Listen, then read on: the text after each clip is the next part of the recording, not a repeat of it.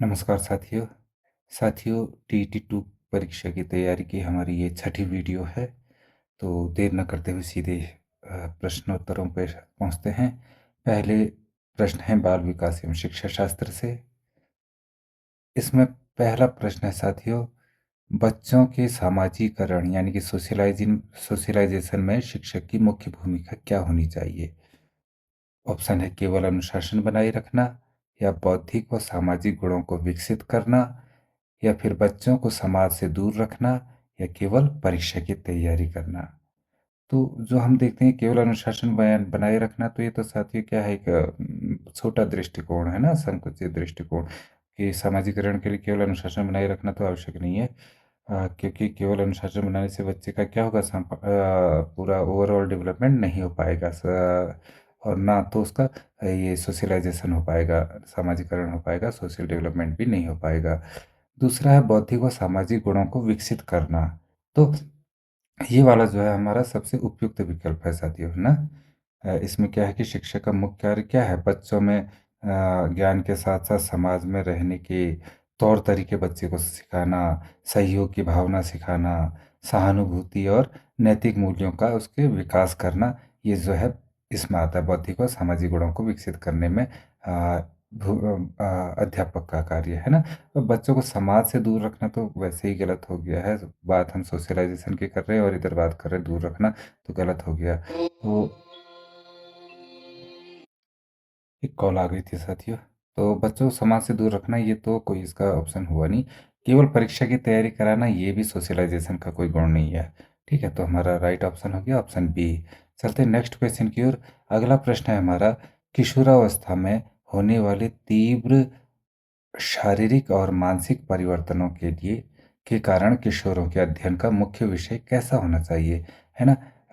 जो हमारा किशोरावस्था है उसमें होने वाले जो तीव्र और शारीरिक मानसिक परिवर्तन होते हैं, उसमें किशोरों के अध्ययन का मुख्य विषय कैसा होना चाहिए, कहने का मतलब उस समय किशोरावस्था में क्या होता है, शरीर और मस्तिष्क में बहुत ही तेजी से जो है बदलाव आते हैं, चेंजेस आते हैं ना। और मतलब कि हर प्रकार के चेंज आते हैं, टीनेजर्स में आ जाते हैं बच्चे। तो इस दौरान जो है शरीर तथा जो मन होता है उसके संवेगात्मक विषय के आधारित हमें जो है यहाँ पर वो उनको बच्चों को शिक्षा देनी चाहिए ना। तो शारीरिक मानसिक और संवेगात्मक जो विकास है, ताकि उनका वो वो जो है उसका विकास हो सके, जो इस उम्र में सबसे ज़्यादा बच्चों के लिए ज़रूरी होते हैं। तो ऑप्शन क्या है हमारा, केवल गणितीय। तो गणितीय तो किशोरों के लिए क्या आवश्यक है, शरीर तथा मन संबंधी और संवेगात्मक, ये हमने बात की थी। तो शरीर से संबंधी और मन संबंधी और संवेगात्मक बातों को, ताकि जो है उनके जो किशोरावस्था को एक संघर्ष और तनाव की स्थिति बताया गया है ना, तो वो इसी कारण बताया गया साथियों ना। और केवल कलात्मक और केवल व्यावसायिक, तो ये भी कोई वो नहीं है। तो ऑप्शन जो सबसे सुपीरियर सटीक ऑप्शन निकल रहा है वो हमारा ऑप्शन बी निकल रहा है। चलते हैं नेक्स्ट क्वेश्चन की ओर। अभिप्रेरणा या प्रेरणा किसी कार्य को प्रारंभ करने, जारी रखने और नियमित करने की प्रक्रिया है। यह परिभाषा किसने दी ना? हुई डेफिनेशन इज दिस, स्किनर, या फिर गुड, या फिर थॉर्नडाइक, या फिर मास्लो। तो जो अभिप्रेरणा है, मोटिवेशन कहते हैं साथियों ना। अभिप्रेरणा या प्रेरणा जो है किसी कार्य को प्रारंभ करने, जारी रखने और नियमित करने की प्रक्रिया है। तो ये किसने कहा है? इसके प्रतिपादक थे सीवी गुड, एक मनोवैज्ञानिक थे भी ना। तो इन्होंने ये कहा कि जो है motivation is the process of arousing and sustaining and regulating activity. तो ऑप्शन बी हमारा सही है। चलते हैं नेक्स्ट क्वेश्चन की ओर।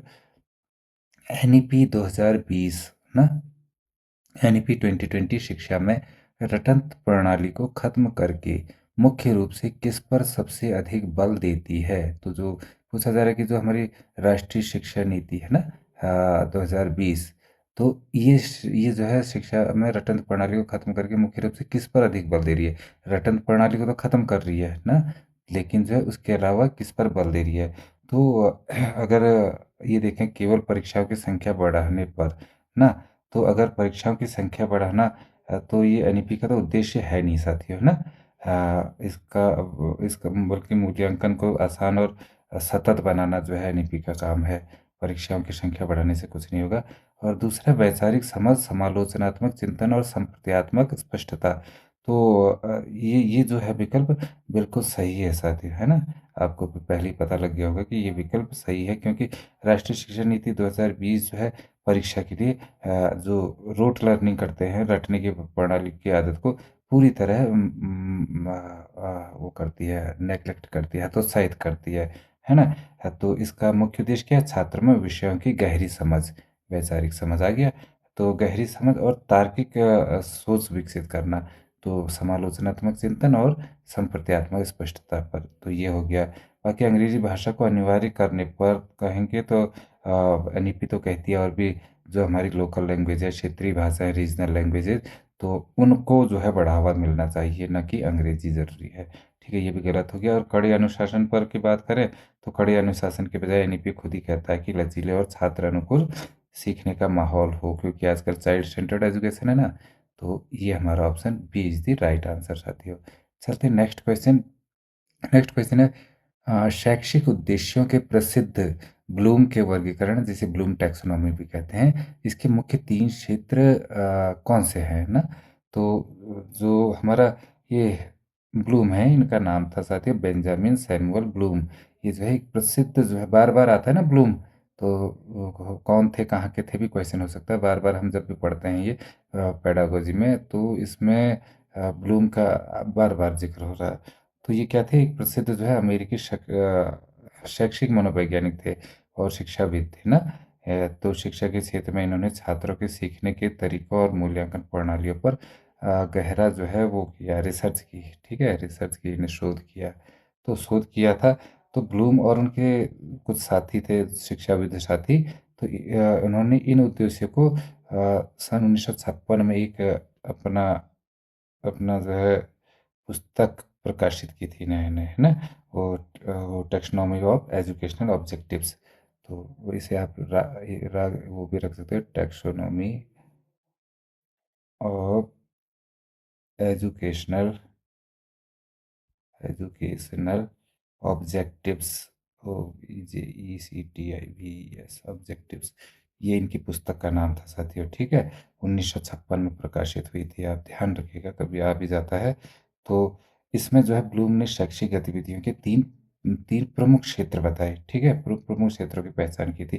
पहला किया था हमने संज्ञानात्मक, क्या किया था? संज्ञानात्मक। एक तो संज्ञानात्मक क्षेत्र था, संज्ञानात्मक, और दूसरा था भावात्मक, भावात्मक, और तीसरा था मनोप्रेरक, मनोप्रेरक, मनोप्रेरक। ठीक है, तो अब क्या था? जो संज्ञानात्मक था हमारा, संज्ञानात्मक है ना, तो इसमें ये जो है मानसिक कौशल, ज्ञान और बौद्धिक विकास पर केंद्रित होता था, ये कहा ब्लूम ने। ठीक है, और भावात्मक जो है किस पर केंद्रित था? ये जो है भावनाओं, मनोभावों, दृष्टिकोण और मूल्यों में होने वाली वृद्धि से संबंधित था। और जो मनोप्रेरक था, तो इसमें शारीरिक गतिविधि, समन्वय और गति कौशल के क्षेत्र शामिल हैं। ठीक है, गति से रिलेटेड। ठीक है, मनोप्रेरक। तो ये तीन इसके इन्होंने जो है मुख्य क्षेत्र दिए थे। तो इसमें कहाँ है? संज्ञानात्मक, भावात्मक और मनोप्रेरक। देखो, कॉग्निटिव, अफेक्टिव एंड साइकोमोटर्स, गत्यात्मक जो है। तो ये हमारा ऑप्शन बी राइट आंसर हो गया साथियों। चलते हैं नेक्स्ट क्वेश्चन की ओर। अगला है हिंदी भाषा से प्रश्न। प्रश्न है, जिन ध्वनियों के उच्चारण में स्वर तंत्रियों में कंपन होता है उन्हें क्या कहते हैं? है ना साथियों? तो हमारे गले के अंदर स्वर तंत्रिका होती है। ठीक है, स्वर तंत्रिका, इस तंत्रिका में जो कंपन होता है, ठीक है, कंपन, तो ये कंपन होता है जिन ध्वनियों से, उनको क्या कहते हैं? हमने पहले भी मेरे ख्याल से शायद TT1 की परीक्षा में या TT2 में किसी में दिया है।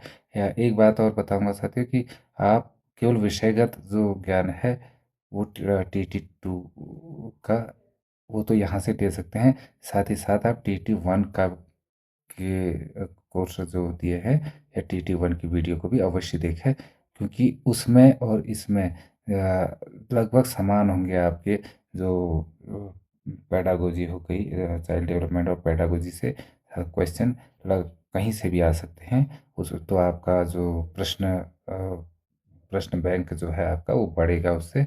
और बाकी इसके अलावा हिंदी हो गया और इंग्लिश हो गया, द्वितीय भाषा के रूप में इंग्लिश। तो ये आप वहाँ से भी मतलब वीडियो को देख सकते हैं, वॉच कर सकते हैं, ठीक है। तो वहाँ से आपको काफ़ी लाभ होएगा। बाकी आप लोग इधर देख ही रहे हैं। अगला है, जिन ध्वनियों के उच्चारण में स्वर तंत्रियों में कंपन होता है उन्हें क्या कहते हैं? तो साथियों मैंने पहले बताया थी, उन्हें कहते हैं क्या? घोष या सघोष। घोष या सघोष, मतलब आवाज़ के साथ ना। तो इसमें जो वोकल कॉर्ड्स होता है, हमारी स्वर तंत्रिका होती है, उसमें वोकल कॉर्ड्स में कंपन होता है। क्या होता है? कंपन। और मैंने ये भी बताया था किन किन किन किन वर्णों में ऐसा होता है। तो मैंने कहा था जैसे क वर्ग है, क ख ग घ और ङ, ये क वर्ग है। तो इसके एक दो को छोड़ दीजिए, ये अघोष है। तीन चार पाँच, इन तीनों में कंपन होता है। उसके बाद अगर हम क ख के च वर्ग लें तो च छ ज झ और यो। तो इसके भी इन एक दो को छोड़ दीजिए, तीस, तीन चार और पाँच, ये क्या है? सघोष वर्ण है। उसके बाद ऐसे ही बस ऐसे ही च छ ज झ यो के बाद ट ठ ड ढ ण ट ठ ड ढ। तो इनमें क्या है कि ये तीनों सघोष हैं, बाकी के दो अघोष है। अघोष भी नीचे दिया है। तो अघोष में भी आप कर सकते हैं ना कि जो है इसमें पहला और दूसरा जो व्यंजन होगा वो अघोष होगा। तीसरा चौथा पांचवा आपका क्या होगा? सघोष। तो बहुत आसानी से आप पता कर लोगे अब, ठीक है। अब है क्या? अल्प प्राण। ये अल्प प्राण भी मैंने बता दिया था, ठीक है। क्या नाम कहते हैं, जिन व्यंजनों के उच्चारण में जो है मुख से अल्प माने कम, प्राण माने जीवनदायिनी हवा, वायु यानी कि ऑक्सीजन। तो आप इससे हिसाब लगा सकते हैं कि बहुत कम हवा आती है, बहुत कम वायु आती है, ठीक है। तो मुख से तो बहुत कम हवा जब बाहर निकलती है तो इसको हम कहते हैं अल्प प्राण, ठीक है। और महाप्राण में मैंने कहा था कि इससे दुगनी हवा जाती है, अल्प प्राण की बजाय दुगनी जो है तो ये बाहर निकलती है, इनको कहते हैं महाप्राण। तो हम फिलहाल बात करते हैं कि जिन स्वर मतलब ध्वनियों के उच्चारण से स्वर तंत्रियों में कंपन होता है तो उन्हें क्या कहते हैं? अब आपको पता लग गया होगा, घोष या सघोष कहते हैं। अगला क्वेश्चन है, बुढ़ापा शब्द में निम्नलिखित में से कौन सी संज्ञा है? ना। तो साथी क्या है बुढ़ापा? क्या है बुढ़ापा? बुढ़ापा क्या है? एक एक क्या है? अवस्था है ना। तो जब कोई अवस्था, गुण या भाव हम देखते हैं तो किस में देखते हैं? भाव देखते हैं, भाव या गुण या अवस्था। तो ये आ जाता है भाववाचक संज्ञा में साथियों। किसमें आ जाता है? भाववाचक संज्ञा में। तो बुढ़ापा सीधे सीधे किसमें आ गया? भाववाचक संज्ञा में ना। और अगर कोई बात, हम बात करते हैं जातिवाचक संज्ञा की, तो जातिवाचक तो किसी जैसे मनुष्य, मनुष्य जाति हम कहते हैं ना, मनुष्य जाति। तो ये मनुष्य क्या है? जातिवाचक संज्ञा है। कुत्ता कहा हमने, तो कुत्ता क्या है? एक जाति है, एक प्राणी की जाति है, ठीक है। या कुछ और कह दिया आपने, देव दैत्य दानव मानव जो होते हैं सब जातिवाचक संज्ञा में आ गए। व्यक्तिवाचक अगर कहते हैं, ठीक है, तो व्यक्तिवाचक संज्ञा में क्या हुआ? किसी व्यक्ति का नाम है ना, नेम ऑफ अ प्लेस। और मतलब किसी स्थान का नाम भी हो सकता है उसमें, जरूरी नहीं है किसी व्यक्ति का नाम। कुत्ते का नाम भी होता है ना, जिमी, जैकी वगैरह वगैरह जितने नाम है सब व्यक्तिवाचक में आ जाएंगे। किसी का भी नाम ले लो आप, सब व्यक्तिवाचक संज्ञा में आ जाए। भाववाचक संज्ञा मैंने बता दिया। और जो समूहवाचक संज्ञा है, तो ये जो है किसी समूह या समुदाय का बोध कराने वाले शब्द होते हैं ना। जैसे टीम हो गई, कोई टीम, क्रिकेट टीम, वो फुटबॉल टीम ना, आर्मी, ये सब जो है समूहवाचक संज्ञा है ना। तो हमारा बुढ़ापा जो है भाववाचक संज्ञा है साथियों, ठीक। चलते हैं नेक्स्ट क्वेश्चन की ओर। अगला प्रश्न है, शायद आज राम आए वाक्य में कौन सा काल है? शायद आज राम आए वाक्य में कौन सा काल है? तो इस वाक्य में जो है साथियों शायद लिखा है ना। शायद, शायद, प्रोबेबली, जैसे प्रोबेबली भी कहते हैं ना इंग्लिश में। तो शायद शब्द का प्रयोग यह है। तो इसमें जो किसी कार्य के होने की संभावना दर्शा रहा है एक वाक्य, है ना। संभावना दर्शा रहा है। प्रोबेबली कह रहा है। तो जब भविष्य में किसी काम के होने की संभावना प्रकट हो, ठीक है, इन फ्यूचर जब किसी काम के होने की संभावना प्रकट हो, तो वहां पर संभाव्य भविष्य काल आता है। संभाव्य भविष्य काल ना। संभाव्य माने संभावना, भविष्य हो रहा है, भविष्य माने शायद राम आई आई जो है भविष्य में हो रहा है, शायद कोई कोई पक्का नहीं है। ठीक है, तो संभावना हो रही है और ये भविष्य काल का है, तो संभाव्य भविष्य काल हो गया। ठीक है, तो अगर सामान्य भविष्य काल की बात करते हैं तो इसमें जो होता है क्या होता है, भविष्य में जो है क्रिया के सामान्य रूप से होने का बोध होता है ना। यहाँ पर आई जो है, आई क्या है, क्रिया है, वर्ब है। तो ये वर्ब है, इसकी जगह हम क्या कह सकते, शायद आज राम आएगा।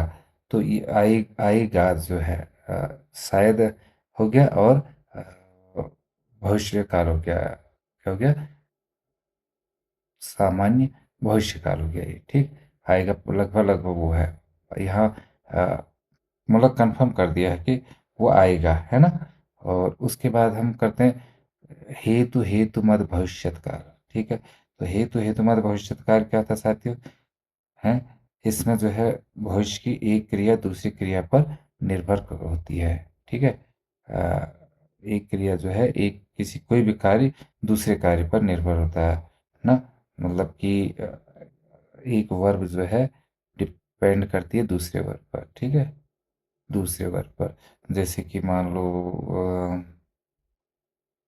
लो कि यदि तुम मेरा वीडियो देखोगे तो तुम टीईटी पास हो जाओगे। देखो क्या आया कि यदि तुम मेरा वीडियो देखोगे तो टीईटी पास हो जाओगे। क्या चीज़ हो गया, मतलब एक एक क्या आ रहा है, देखोगे, देखना ना, इसमें एक देखोगे वर्ब आ रहा है। ठीक है, उसके बाद पास होना, क्या होना, पास होना, तो होना, हो जाओगे मतलब होना, ये भी क्रिया है। ठीक, तो ये इसका हेतु हेतु मत भविष्य काल है। हेतु हेतु समझ लो आप, निर्भरता वर्ब की। ठीक है, और वर्तमान काल तो आप जानते हैं कि चल रहे समय का जो प्रेजेंट टाइम में चल रहा होता है समय, उसका बोध कराता है। ठीक है, तो आंसर हमारा कौन सा हो गया, शायद आज राम आएगा, संभाव्य भविष्य काल। चलते हैं नेक्स्ट क्वेश्चन की ओर साथियों। तरणी तनुजा तट तमाल तरुवर बहु छाई, इस पंक्ति में कौन सा अलंकार है। तो देखो साथियों क्या है, तरणी तो आया हो रहा है, तनुजा अर्थ कुछ नहीं हो रहा, तरणी तनुजा तट तमाल सब का अर्थ अलग अलग ही है, और न शब्द सेम है न अर्थ समान है। तो यमक वगैरह तो कुछ हो नहीं सकता है ना, श्लेष भी नहीं हो सकता कि उसके वो रहे। अब बात आई, हम क्या कह रहे हैं, तो की आवृत्ति बार बार हो रही है, तो की आवृत्ति बार बार हो रही है। और जहाँ एक ही वर्ण या एक ही, हाँ, एक ही वर्ण की बार बार आवृत्ति होती है, तो उसे क्या कहते हैं हम, अनुप्रास अलंकार कहते हैं साथियों। बार बार, जैसे चंदू के चाचा ने चंदू की, कहते हैं ना, चंदू के चाचा ने चंदू की चाची को चांदी की या फिर आपका चारूचंद्र की चंचल किरणें खेल रही थी जल थल में। तो जो है ये सब अनुप्रालंकार, खड़ग सिंह के खड़कने से खड़कती है खड़के, बहुत उदाहरण होते हैं इसके, तो ये सब अनुप्रालंकार के हैं। और अगर हम बात करें ये यमक अलंकार की, तो ये यमक अलंकार होता है साथियों जब एक ही शब्द दो या दो से अधिक बार आए ना, और हर बार उसका अर्थ भिन्न हो जाए, अलग हो जाए, तो वो यमक अलंकार होता है। क्या होता है, यमक अलंकार। मान लो जैसे हमने कहा कनक कनक ते सौगनी मादक तारिका ई खाए बौराई नर उही खाए बौराई, तो दोनों दो कनक हैं क्या, है ना। एक कनक का अर्थ होता है सोना, गोल्ड, और एक का होता है धतूरा, एक नशीला पदार्थ होता है धतूरा। या फिर वो माला फेरत झुक गया फिरा न मन का फेर, कर का मन का डार दे मन का फेर। तो यहाँ पे मन का आ रहा है, तो मन का क्या है, दो मन का है। एक मन का तो है ही मस्तिष्क का, ठीक है, और दूसरा मन का है जो हम मालाओं में मनके के दाने होते हैं ना, ये तो ये इन इस मनके की बोल रहा है। तो माला फेरत झुक गया, मतलब माला फेरते फेरते युग बीत गया, लेकिन तुम्हारे मन का लालच फेरा न मन का फेर अभी तक गया नहीं। कर का मन का डाल दे, कर माने हाथ, कर का मन का डाल दे, इस हाथ की माला को डाल दे और इस मन की माला को फेर, इसका अर्थ ये होता है। तो ये ऐसे ही अलग होते हैं जिसमें दो शब्द होते हैं और एक समान शब्द होते हैं, अलग शब्द, और जो है अर्थ जो है भिन्न भिन्न होते हैं, ठीक है। तो ये हो गया हमारा यमक अलंकार। अब अगर बात करते हैं श्लेष अलंकार की, ना, तो श्लेष अलंकार में क्या होता है साथियों, जब कोई शब्द एक ही बार आए लेकिन उसके अर्थ एक से अधिक निकलते हों, तो वो वहाँ पर क्या होता है, श्लेष अलंकार होता है ना। जैसे कि जैसे एक है, रहमन पानी राखिए बिन पानी सब सून, पानी गई न उबरे मोती मानस चून। तो यहाँ पानी का तीन अर्थ आ गए हैं, मोती मानस चून, ठीक है। मतलब जो है मोती में तो उसका अर्थ हो गया मोती में चमक से, पानी का अर्थ हो गया चमक से, मनुष्य में उसकी अर्थ हो गया प्रतिष्ठा से, उसका मतलब उसका क्या कहते हैं, इज्जत जो होती है प्रतिष्ठा, उससे। और मोती मानस सुन, तो मोती मानस चून जो होता है, चून में मतलब आटा, आटा बिना पानी के ये भी बेकार है, ठीक है। तो ये तीन अर्थ हो गए, ये श्लेष अलंकार कहलाता है। एक ही शब्द के भिन्न भिन्न अर्थ निकलते हैं जब। रूपक अलंकार तो कई बार आ चुका है। जब उपमान का उपमेय पर अभेद आरोप लगा दिया जाता है तो वहां पर क्या होता है, रूपक अलंकार होता है साथियों। जैसे कि सरदार वल्लभ भाई पटेल एक लौह पुरुष थे, थोड़े ना लोहे के पुरुष थे, क्या थे, लोहे के पुरुष थोड़े थे, लोहे के समान मजबूत थे। तो यहाँ पर रूपक अलंकार कर दिया है ना। या फिर जो है, मैया मैं तो चंद्र खिलौना ले हूँ। अरे मैया मैं तो चंद्र खिलौना ले हूँ, चंद्र कोई खिलौना थोड़ी है जो कि ले लेगा बच्चा, ना। चंद्र को ही खिलौना बना दिया बच्चे ने, बोला मैं तो चांद वाला चांद वाला भी नहीं, चांद खिलौना लूंगा, मतलब चांद को खिलौना बोल दिया उन्होंने। तो ये रूपक उपमान का उपमेय पर अभेद आरोप लगा दिया जिसमें कोई भेद नहीं होता। इसका हमारा सही उत्तर हो गया अनुप्रास अलंकार। चलते नेक्स्ट क्वेश्चन की ओर। अगला प्रश्न है साथियों, भाषा की कक्षा में श्रुत लेख यानी कि डिक्टेशन कराने का मुख्य उद्देश्य क्या होता है ना। तो डिक्टेशन का मुख्य उद्देश्य क्या होता है बच्चों, साथियों, वो होता है क्या, बच्चों को मतलब इसका फायदा क्या होता है, कि बच्चे ध्यान से सुने, ठीक है। ध्यान से सुनेंगे तो उसका क्या होगा, श्रवण कौशल बढ़ेगा, क्या बढ़ेगा, श्रवण कौशल, लिसनिंग स्किल जो होती है वो बढ़ेगी, ठीक है। इसके अलावा जो है क्या होगा, सुनी हुई बात को सही सही लिख पाएगा वो, ठीक है। सही लिखना, वर्तनी सही हो जाएगी, ठीक है। और क्या नाम कहते हैं, साथ में जो है कंसंट्रेशन भी बढ़ेगा उनका, कंसंट्रेशन है ना, एकाग्रता भी बढ़ेगी। भाई एक बार सुनेगा वो एक पूरी लाइन को, तो उसको ध्यान से लिखेगा पूरा, बार बार तो बोलने में वो एक एक शब्द तो लिखेगा नहीं। जैसे हमने यहाँ देखा है बच्चों की लिखावट सुधारना, तो इसको उसने कान से सुन लिया एक बार, बच्चों की लिखावट सुधारना, तो दोबारा नहीं पूछेगा, पूरा लिखेगा बच्चों की लिखावट सुधारना, वरना बोलेगा बच्चों, बच्चों के बाद बताइए सर, फिर की के बाद क्या आता है सर, तो ये इसको जो है सुधारता है वो, कौन, डिक्टेशन हमारा ना। और क्या होता है, बस एकाग्रता ये सब बताता है, बढ़ाता है। तो ये इसका सही उत्तर क्या निकल रहा है, वर्तनी स्पेलिंग की अशुद्धियों को दूर करना और श्रवण एकाग्रता बढ़ाना, option B is the right answer. बाकी बच्चों की लिखावट सुधारने के लिए जो है देख करके लिख सकता है वो, इसके लिए श्रुत लेख की आवश्यकता नहीं है। और बच्चों को थकाने के लिए तो बच्चों को कई और काम होते हैं, तो उसके लिए डिक्टेशन आवश्यक नहीं। कहानी याद कराना, इससे कहानी याद नहीं होगी क्योंकि वो किसी और कार्य में एक्टिव है, लिखने में यहाँ से सुन रहा है, सुनने के साथ लिख रहा है, तो याद कैसे करेगा, है ना, तो नहीं हो सकता। तो ये सबसे अच्छा superior answer B. Next question English से आता है साथियों, चूज द करेक्ट प्रीपोजिशन, ठीक है। हमें सही प्रीपोजिशन को चुनना है। He has been suffering dash fever for 3 days। तो मैंने पहले भी बताया था कि, शायद 1 में या 2 में, जिसमें भी बताया था वीडियो में साथियों, तो उसमें क्या बताया था कि जब भी कोई बीमारी होती है, ठीक है, बुखार हो या कुछ और हो, ना, तो उसमें क्या लिखते हैं, सफरिंग के बाद हमेशा क्या आता है, फ्रॉम, क्या आता है, सफरिंग के बाद फ्रॉम। तो आ जाएगा ही has been suffering from fever, from fever. तो right answer is from, option B is the right answer. चलते हैं नेक्स्ट क्वेश्चन की ओर। Choose the correct adjective form, ठीक है।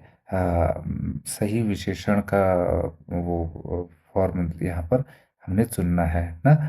Of the two routes this one is the date dash, ठीक है। Of the two roots, में से, दोनों रूटों में से, ठीक है, दोनों रास्तों में से दिस वन इज, ये वाला क्या है, शॉर्ट है, छोटा है। तो अब इसके लिए क्या आता है साथियों, जब जब जो है दो वस्तुओं, जब हम दो ऑब्जेक्ट्स या दो ऑब्जेक्ट्स या टू वेज की जो है हम कंपैरिजन करते हैं, कंपेयर करते हैं, ठीक है, एक दूसरे से कंपैरिजन करते हैं, तुलना करते हैं, तो वहाँ पर हमेशा क्या लग जाता है, ई आर, क्या लगता है, ई आर। तो हमने कहा of the two routes this one is the short, short तो आया, इसके साथ ई आर रखता था, ये शॉर्टर बन गया, इज द शॉर्टर ना, तो ये आ जाएगा शॉर्टर। ठीक, ये ऑप्शन बी। अभी आप देख रहे हैं यहाँ पर भी ई आर लगा है साथियों, यहाँ पर। तो अब आप सोचेंगे शॉर्टर यहाँ पर क्यों लगा है ई आर, तो ये क्यों है, सही ना। तो शॉर्टर जब होगा तो शॉर्टर के बाद उससे पहले मोर कभी नहीं आएगा, ठीक है। मोर और जो शॉर्टर ई आर का एक साथ प्रयोग नहीं होता, ठीक है, मोर और ई ई आर एक साथ यूज में नहीं आते हैं, तो इसलिए हमारा शॉर्टर है, ठीक है साथियों। चलते हैं next question. One word substitution for a place where bees are kept, ठीक है। तो आ, इनके लिए एक शब्द चुनना है आपने। अ प्लेस एक जगह, वेयर बीज आर केप्ट जहाँ मधुमक्खियाँ का रखा जाता है, मधुमक्खियों को रखा जाता है। तो मधुमक्खियों को रखा जाता है तो क्या चीज़ है वो, मधुमक्खी पालन केंद्र होगा, है ना। हाँ, तो मधुमक्खी पालन केंद्र को क्या कहते हैं साथियों। देखो अगर हम बात करते हैं एवियरी की करते हैं, तो एवियरी तो होता है क्या साथी, इसका होता है पक्षी बाड़ा जो होता है ना, पक्षी, पक्षी बाड़ा या पक्षियों को रखने का एक पक्षी खाना, पक्षी जहाँ रह रखे पाले जाते हैं, रहते हैं, उनको एवियरी कहते हैं, ठीक है। तो ये तो पक्षियों से हो गया। अब है एपियरी, ठीक है, एवियरी तो नहीं हुआ, एपियरी। तो एपियरी को हम कहते हैं मधुमक्खी पालन केंद्र। आपको अपना वोकेबलरी बढ़ानी पड़ेगी साथ ही ना, तभी इसमें कोशिश कीजिए आप जितना अंग्रेजी के शब्द पढ़ सकते हैं, तो आपका शब्दकोश बढ़ेगा, तो इससे जो है आपको आ, आगे आसानी रहेगी इन सवालों का जवाब देने में। आगे कैनल है, कैनल क्या होता है, तो केनल कहते हैं कुत्ते के, जहाँ कुत्ते के रहने का एक जगह होती है, कुत्ते रहने की जगह, उसको केनल कहते हैं। और स्टेबल जो होता है ये घोड़ों के रखने के लिए होता है, जो हम कहते हैं घोड़ों के रखने की जगह, अस्तबल कहते हैं उसे, क्या कहते हैं, अस्तबल। तो वो है, तो हमारा राइट आंसर हो गया एपियरी। चलते हैं नेक्स्ट क्वेश्चन की ओर। Which of the following are the receptive skills of language, है ना। इनमें से कौन से रिसेप्टिव स्किल्स हैं, रिसेप्टिव स्किल्स होते हैं साथियों जिन्हें हम ग्रहण करते हैं, जिन्हें हम ग्रहण करते हैं ना, वो होते हैं आपके रिसेप्टिव स्किल्स, ठीक है। तो अब रिसेप्टिव इसके अलावा स्किल्स दो प्रकार के होते हैं इसमें, एक रिसेप्टिव स्किल्स होते हैं, एक प्रोडक्टिव स्किल्स होते हैं। एक होते हैं प्रोडक्टिव स्किल्स, प्रोडक्टिव स्किल्स यानी कि उत्पादक कौशल, उत्पादक, और स्किल माने हो गया कौशल, और ये ग्रहण कौशल हो गया, ग्रहण कौशल। तो एक चीज़ है कि बच्चा उससे जो है उसे ले रहा है, प्रोड्यूस कर रहा है, प्रोडक्ट मतलब उसे अपना ले रहा है। और एक ग्रहण, एक है ग्रहण कर रहा है, एक सीख रहा है खुद, ठीक। अब है क्या, हमारे पास जो बेसिक हमारे स्किल होते हैं चार, आपको पता ही है, LSR W होते हैं ना, LSR W। L for listening, listen, S for speaking, speak, R for reading, read, and W for writing, right, ठीक है। ये चार स्किल्स हमारे बेसिक स्किल्स होते हैं साथियों, इन्हीं को डिस्ट्रीब्यूट कर दिया है रिसेप्टिव स्किल्स और आपका प्रोडक्टिव स्किल्स में, ठीक है। रिसेप्टिव स्किल्स में, और मतलब इनमें से दो को ग्रहण किया जा सकता है और दो को आपके क्या नाम किया जा सकता है, उत्पादन किया जा सकता है, उसका उत्पादक कौशल कहते हैं उसे। तो जब हम बात करते हैं कि इसकी रिसेप्टिव स्किल्स ही, ठीक है, तो रिसेप्टिव स्किल्स में क्या आता है, सुनना, होता है सुनना, यानी कि ग्रहणशील कौशल में सुनना जो है, मतलब जब कोई बोलता है तो हम उसे सुन लेते हैं, यानी कि ग्रहण करते हैं। ठीक है, ग्रहण करते हैं। तो सुनना है इसमें, ये इसमें तो है ही नहीं सुनना, तो ये तो गलत वैसे ही हो गया। अब listening and reading, listening and speaking दो आर्क है, ठीक है, और कहीं नहीं है, तो ये भी गलत हो गया, हमारे दो ऑप्शन तो गलत हो गए। अब बी और सी बचे। ठीक है, दूसरा क्या था, पढ़ना। जब हम लिखी हुई चीज़ को हम पढ़ते हैं, ठीक है, तो पढ़ते हैं तो उसे भी ग्रहण करते हैं हम। ठीक है, या पढ़ते हैं, ये आ गया रीडिंग।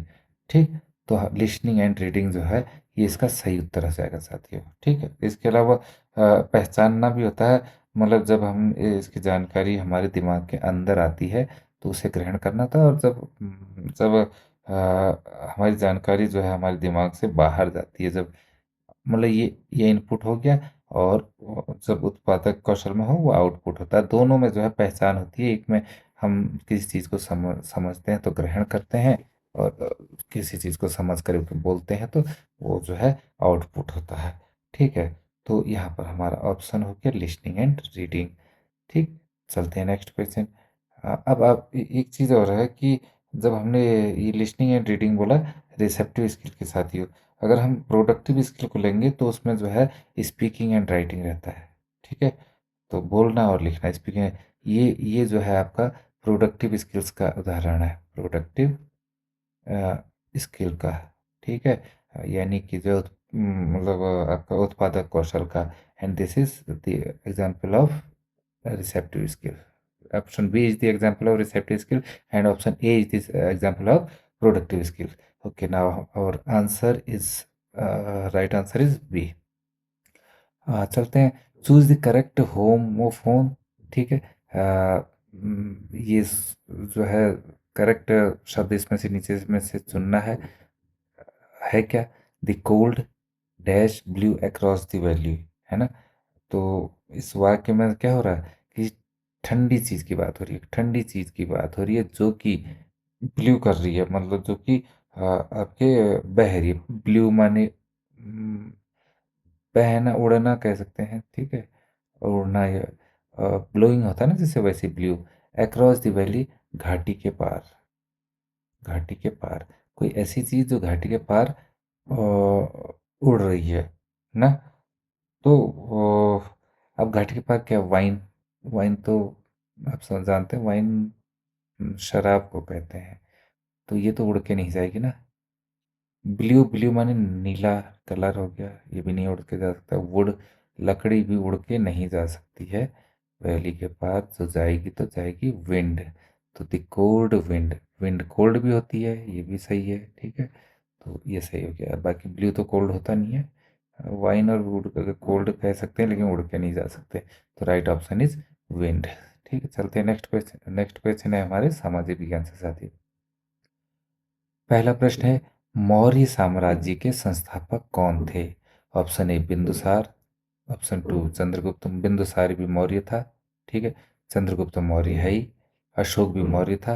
हाँ, धननंद मौर्य ने था, धननंद मौर्य ने था। धननंद क्या है, नंद वंश का अंतिम शासक था साथी, नंद वंश का अंतिम शासक, जिसको हरा कर के जो है चंद्रगुप्त मौर्य ने मौर्य साम्राज्य की स्थापना की थी।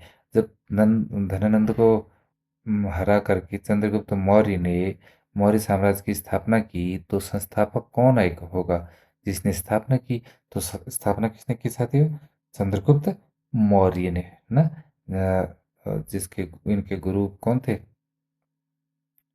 कौन थे, कौटिल्य थे ना। कौटिल्य किस नाम से, चाणक्य कहते हैं जिन्हें, आज भी उतने ही इनके नीति नीति जो है अर्थशास्त्र के जनक के नाम से जाना जाता है। ठीक है, इनको चाणक्य को, तो आज भी उतने ही इम्पोर्टेंट है जितने ही तत्कालीन समय में थे। ठीक है, इनके उपदेश मतलब ये नहीं। तो अब हो गया, अब बात करते हैं हम, अगर बिंदुसार की बात करते हैं, तो ये बिंदुसार जो है, Bindusara is the son of Chandragupta Maurya. ठीक है, चंद्रगुप्त मौर्य का पुत्र था बिंदुसार। ठीक है, और उसके बाद Ashoka, Ashoka is the son of Bindusara. ठीक, और ये तो मैंने बता ही दिया। तो अब आपको पता लग गया, सबसे पहले नंबर वन में चंद्रगुप्त आया, फिर कौन आया? बिंदुसार आया। बिंदुसार के बाद अशोक आया। और इन सब से पहले ये मौर्य साम्राज्य का ही नहीं है, इसलिए हम काट देते हैं। तो जो फर्स्ट होगा, ठीक है, आ, वही जो है इसका फाउंडर होगा। क्या होगा? वही इसका फाउंडर, संस्थापक होगा। ठीक है, संस्थापक। तो Chandragupta Maurya is the right answer. Next question. वेदों की ओर लौटो का नारा किसने दिया था? साथियों, वेदों की ओर लौटो नारा किसने दिया था ये मैं पहले बता चुका हूँ ना। तो जो हमारे स्वामी दयानंद सरस्वती थे, ठीक है, इनका मानना ये था कि जो है वैदिक धर्म ही सबसे सही, शुद्ध और सच्चा धर्म है। और समाज सुधार के लिए वेदों के ज्ञान की बहुत आवश्यकता है। वेदों के ज्ञान की बहुत आवश्यकता है। तो हमें वेदों की ओर लौटना चाहिए। इसलिए इन्होंने जो है वेदों की ओर लौटो का नारा दिया था। ठीक है। अब अगर बात करते हैं स्वामी विवेकानंद की, तो स्वामी विवेकानंद क्या थे? इन्होंने रामकृष्ण मिशन की स्थापना की थी। रामकृष्ण मिशन की, रामकृष्ण मिशन, रामकृष्ण कौन थे? रामकृष्ण परमहंस इनके गुरु थे, इसलिए इनने जो है उनकी स्थापना की, मिशन की उनके। ठीक है, रामकृष्ण। ये करते हैं रामकृष्ण परमहंस से, आ ही गया यहाँ पर। रामकृष्ण परमहंस स्वामी विवेकानंद के गुरु थे। ठीक है, इनके गुरु थे। और क्या नाम कहते हैं, इनका मानना था कि सभी धर्मों का जो है मूल एक ही है, मतलब एक ही लास्ट में जो है निर्णय पर पहुंचते हैं। तो सभी धर्म एक ही जगह पहुंचते हैं। और ईश्वर प्राप्ति के जो है अलग अलग मार्ग हैं, मतलब मार्ग अलग अलग हैं, लेकिन पहुंचना वही ईश्वर के पास है। जिस ईश्वर को कोई खुदा कहता है, कोई भगवान कहता है, कोई जीसस कहता है। ठीक है, तो वहां पहुंचना सब है सबको, लेकिन है वो एक ही, नाम अलग है। मार्ग, पूजा करने के, पहुंचने के मार्ग अलग हैं, और लास्ट में पहुंचते सभी यही हैं। तो ये इसका कहना था रामकृष्ण परमहंस का। बाकी राजा राम मोहन राय की बात करें तो ये आप जानते होंगे ना। तो ब्रह्म समाज की स्थापना की थी इनने, कितनी ये ब्रह्म समाज की स्थापना की थी। और इसके अलावा क्या किया था इनने? सती प्रथा को रुकवाया था इनने। सती प्रथा रोकने के लिए बहुत कोशिशें की इनने शुरू में। ठीक है, सती प्रथा यानी कि जो है किसी आदमी की मृत्यु के बाद उसकी पत्नी को भी वहां स्वाहा कर दिया जाता था, चिता में जिंदा लिटा करके। तो कैसी कष्टजनक स्थिति होगी वो सोचिए। ठीक है, तो रूह कांप जाती होगी उस टाइम उन स्त्रियों की जिनके पति इस तरीके से मर गए। तो ये एक बहुत बड़ा कदम था राजा राम मोहन राय का, महिलाओं के लिए। और महिलाओं को उनका शुक्रगुजार होना चाहिए, क्योंकि ये प्रथा अगर आज भी चली होती तो क्या स्थिति रहती। तो आप सोच सकते हैं। चलते हैं, इसका हमने स्वामी दयानंद सरस्वती राइट आंसर है। नेक्स्ट क्वेश्चन है 53वां। भारत का एकमात्र सक्रिय ज्वालामुखी कहाँ स्थित है? तो साथियों, ये जो हमारे वल्कन ये होते हैं वल्केनो ना, सक्रिय, तो ये होते हैं तीन प्रकार के। क्या होते हैं? तीन प्रकार के, सक्रिय, निष्क्रिय, निष्क्रिय और निष्क्रिय और मतलब इसे कहते हैं अ, सक्रिय हो गए और प्रसुप्त हो गए, प्रसुप्त और सुसुप्त ना, सुसुप्त। सक्रिय निष्क्रिय में ये दोनों लगभग निष्क्रिय रहते हैं, लेकिन ये कभी कभी इसमें चांसेस बने रहते हैं। और ये तो सो गया होता है, तो ये बिल्कुल निष्क्रिय होता है। तो ये तीन प्रकार के होते हैं। एक एक्टिव होता है सक्रिय वाला। ठीक। तो भारत का एकमात्र सक्रिय ज्वालामुखी है भारत में, कहाँ है वो? अंडमान निकोबार द्वीप समूह में है ना। अंडमान निकोबार द्वीप में। और भारत ही क्या, पूरे पूरे मतलब जो हमारा साउदर्न एशियन एरिया है, दक्षिण एशियाई क्षेत्र है, तो उसका एकमात्र जो है ये एक्टिव ज्वालामुखी है। कौन? जो सक्रिय ज्वालामुखी है, बैरन द्वीप में है ये। ठीक है, कहाँ है? बैरन द्वीप में, अंडमान निकोबार की। तो इस ज्वालामुखी में जो है, बैरन द्वीप में जो ज्वालामुखी है, सबसे पहले जो है 1787 में जो है विस्फोट हुआ था। 1787 में विस्फोट हुआ था। विस्फोट माने नीचे जो गर्म लावा रहता है वो ऐसे करके यहाँ से तोड़ करके इस जमीन को निकल आता है बाहर। ठीक है, और लावा फैलता है बहुत काफी मात्रा में। तो उससे जो है बाद में आग्नेय चट्टानें बनती हैं। तो इसी को हम वॉल्केनो कहते हैं। तो ये इसके आसपास के अगर इंसान लोग रहेंगे तो जो है वो उन्हें बहुत नुकसान पहुंचेगा ना, जीव जंतु कोई नहीं रहता। तो वो है, ठीक है। और यहाँ पर मतलब जो है अंतिम बार जो 2025 में फटा था, बल्क ही कह सकते हैं, पता नहीं, जानकारी के अनुसार 2025 में हुआ था इसका में अंतिम विस्फोट। और जो है यहाँ पर जो सिविलियंस हैं उनके लिए जानना जो है बिल्कुल प्रतिबंधित है ना, रिस्ट्रिक्टेड है। क्यों क्यों क्योंकि जो है एक तो सुरक्षा का खतरा उत्पन्न हो जाएगा, अचानक फट गया तो कौन बचाएगा उन्हें, ठीक है। और दूसरा जो है, फट गया तो उसमें जो है जो पॉइजनस गैस, जहरीली गैस कह सकते हैं, जहरीली गैसें हैं वो निकलती हैं, विषाक्त गैसें, विषाक्त गैसें निकलती हैं। तो उसमें इंसान जी नहीं पाएगा, मर जाएगा वैसे ही, ठीक है। और इसके अलावा वहाँ पर कोई इंसानी आबादी तो है नहीं। तो अगर कोई चला भी गया घूमने, तबीयत खराब हो गई, तो उसे ट्रीटमेंट कहाँ से मिलेगा, तो चिकित्सा की भी प्रॉब्लम हो जाएगी उसके लिए। इसलिए जो है वहाँ पर जो है वो प्रोहिबिटेड एरिया में रखा गया है, ठीक है। तो वो बैरन द्वीप है राइट आंसर। चलते हैं नेक्स्ट क्वेश्चन की ओर साथियों। अगला क्वेश्चन है पिंडर नदी का, पिंडार नहीं है, पिंडर है साथियों, ठीक है, पिंडर, पिंडर नदी का संगम अलकनंदा से कहाँ पर होता है। तो हमारे पंच प्रयाग है ना, प्रयाग मतलब प्रयाग कहते किसे, जहाँ पर दो नदियों का संगम होता है, दो नदियों का संगम होता है, उसे हम क्या कह देते हैं, प्रयाग। इसी तरीके से प्रयागराज इलाहाबाद को कहते हैं, वहाँ भी तीन नदियों का संगम है ना, गंगा यमुना सरस्वती। तो दो नदियों के संगम या तीन नदियों, फिर उससे अधिक कितना भी हो, प्रयाग कहा जाता है। तो अब पिंडर नदी का संगम कहाँ पर है। तो पिंडर नदी का संगम जो है अलकनंदा से कहाँ पर होता है साथियों, कर्णप्रयाग पे होता है, कर्णप्रयाग पर, ठीक है। कर्णप्रयाग में कर्ण के नाम से पड़ा है ये। माना ये जाता है कि यहीं पर जो महाभारत के कर्ण थे, ये शिव अपना सूर्यदेव की पूजा किया करते थे, सूर्यदेव की उपासना या सूर्यदेव के तप किया करते थे कर्णप्रयाग में, ठीक। तो ये हो गया। अब अगर बात करते हैं हम कि आपका ये पिंडर नदी, तो पिंडर नदी जो है ये पिंडारी ग्लेशियर से आती है साथियों। कहाँ से, पिंडारी ग्लेशियर।